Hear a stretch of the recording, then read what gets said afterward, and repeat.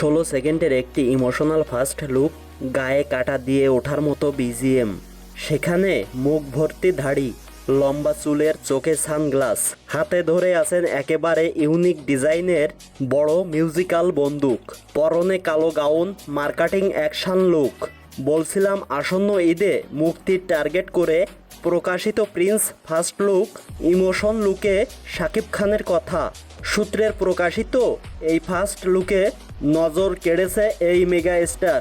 এর মাধ্যমে শাকিবের চরিত্রে শক্ত ইঙ্গিত পাওয়া গেল, বোঝা গেল তিনি এবার হাজির হতে যাচ্ছেন একজন গ্যাংস্টারের চরিত্রে।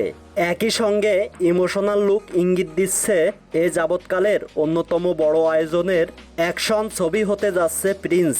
শিরিন সুলতানার প্রযোজনার ক্যারেটিং প্রান্সের ব্যানারে শ্রীলঙ্কায় প্রিন্স ছবির কিছু অংশ শুটিং সম্পূর্ণ হয়েছে।